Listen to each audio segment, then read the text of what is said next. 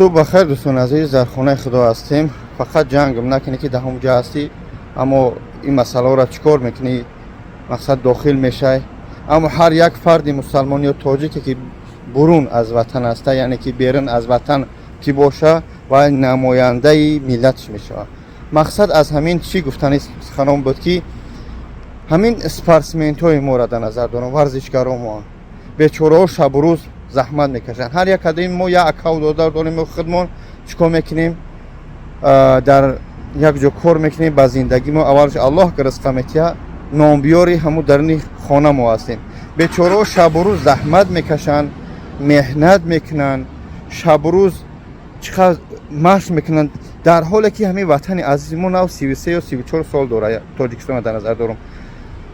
بعد دیوای میبرن در بای در حالتی که اگر دست بالا شدن چقدر شیرین است، ستوریز شپکشون میکنیم.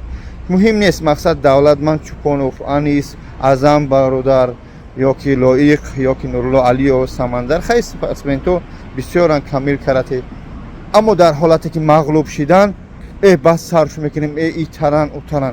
در همه حالت در برد و باختشان باید در برشون باشیم، دستگیریشو کنیم، بیگانه پرست نشویم. مقصد از خانیمون بیگانه پرست دیگه ملت های داغستان چچن هر چی میکنن نشه برات. من ملت پرست نیستم، منم بله چی میکنیم مثل اسلام و دیگر. همین اسلام واقعا دیگروش هم چقدر بایها مقصد مغلوب شدن با الحمدلله امروز ساز شدن.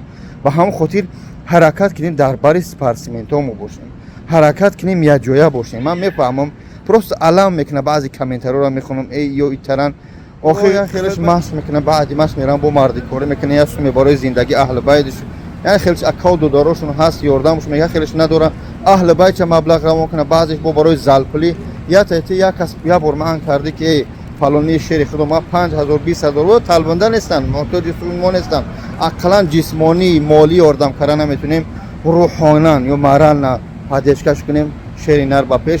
اگر مغلوب هم شدن ما دبرتیم. انا این میشم و تندرستی دستگیری ورزشکارای خودمون ان شاء الله در این 33 سالی که خیلی حاضر پیشرفت کرده سودیان طول همین اهمیت دید 3 سال شمی ورزشکارا پیشرفت سودیان ان شاء الله آینده با سخت‌تر و خوبتر میشه. خداوند دست بالا کنه، سر بالا کنه، همه وقت وطن خودمون نگهبان باشه و پروردگار ورزشکارای ما همه وقت دست بالا شوند. صبر همش خوب میشه ان شاء الله.